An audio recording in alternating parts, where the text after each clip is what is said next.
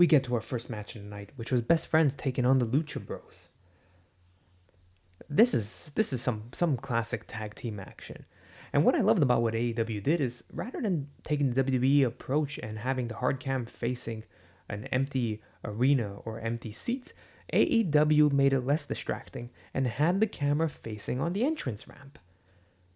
It's the simple thing. It's the little things that make the adjustment and that make it that much more special and that much more fun and that much more entertaining to watch. It wasn't the fact that I was staring at an entrance. It was the fact that I was not staring at empty seats and I wasn't depressed staring at a wrestling match knowing that they're in an empty arena. You couldn't even tell they were in an empty arena due to the fact that having the wrestlers at ringside added a special dynamic. They were getting into it. They were having fun with the show. They were voicing their opinions. They were cheering. They were booing. They were placing bets. They were drinking alcohol. Whether it all be for storyline purposes or not, this added a dynamic that has been missing over the last couple of WWE shows. It's the little things that count. How can you not get that right? For a company, and I'm referring to the WWE that has been in business for over 50 years, you would think you would be able to get that right. You would know your audience. So, Lucha Bros and Best Friends have themselves a good tag team match. It's a tag team match. We've seen them compete before, I believe, and they continue to further the storylines between the Death Triangle, Best Friends, and Orange Cassidy. Neville was nowhere to be found on this show. Maybe travel issues did occur. Maybe he decided not to come today. It's all very possible, but regardless, whether what happened or didn't happen, that doesn't matter. That's neither here or there. It's about what happened in the ring. And what happened in the ring was an actual wrestling match. This was not 10 minutes. This was not 6 minutes. This was not 3 minutes. This was close to 20. Sorry, not 20 because the time limit would have been up. This was close to 15 minutes of good actual hard-hitting wrestling. These guys went out there and they did the work. They entertained the fans. They gave the fans actual wrestling. There wasn't a recap of the Royal Rumble. They didn't replay all AEW Revolution or Full Gear or any of the past events. They gave you fresh wrestling, fresh content. They continued to further storylines. So the Best Friends have themselves a ball here tonight.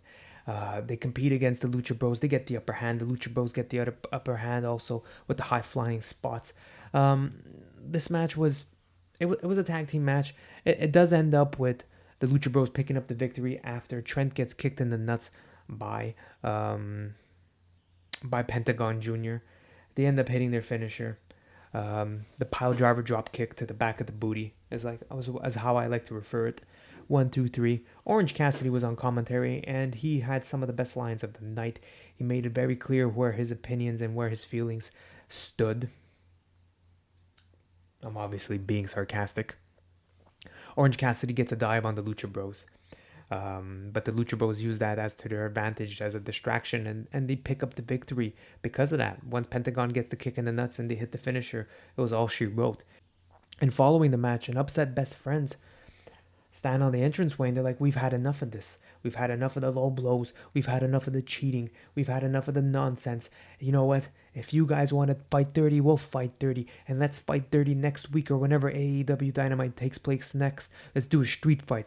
Let's do a brawl in the parking lot. Let's do a brawl backstage. You know what? Let's just fight in the street. And let's have ourselves a parking lot brawl next week. So they're setting up a hell of a show. You know, Blood and Guts.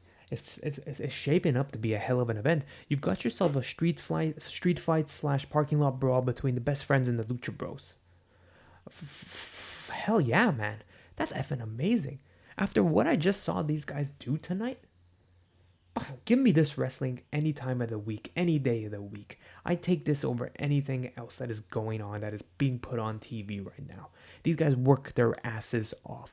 With everything going on in the world, they worked their asses off. They did what they love for the people that love it the most, the fans and themselves.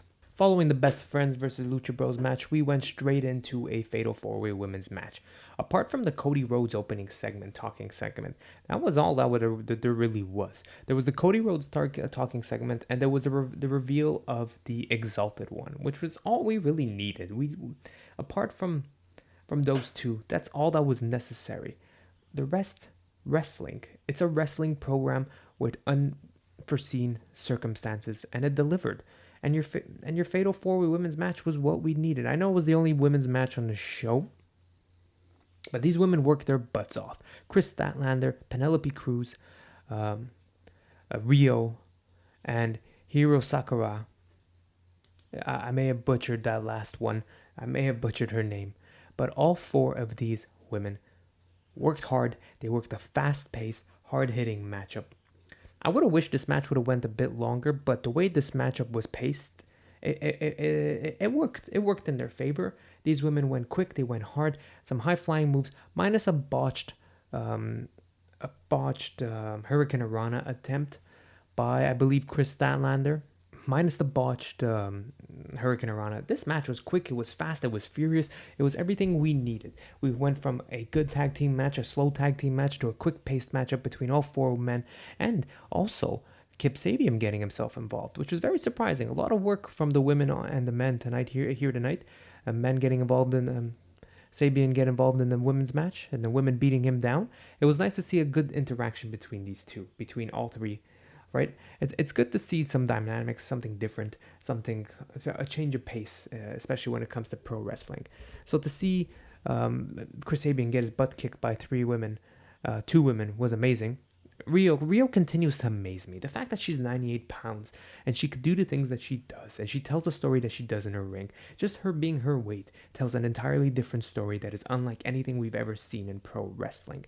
She could fly, she could throw you around, and she could get thrown around. And when she gets thrown around, that's what makes the story so interesting. Is how is she gonna win? How is she gonna survive? She's being dominated. She's so small and so light compared to every other competitor on the women's roster.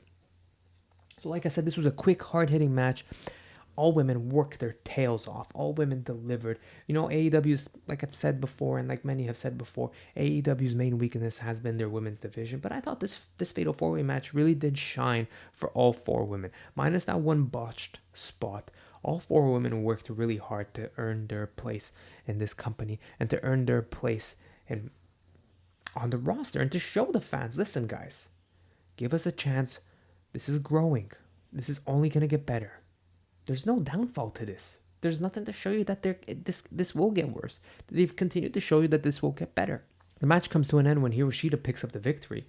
And listen, if it's not going to be Dr. Britt Baker taking on Nyla Rose for the title, I would expect Hiroshita to take on Nyla Rose. She's on a victory. She's on a win streak. She's about 6-7 in her last AEW matches. So apart from Dr. Britt Baker, the most logical choice would be Hiroshita to take on Nyla Rose for the title. And if it's not next week, I expect to see it in the near future. These two battling for the AEW Women's title.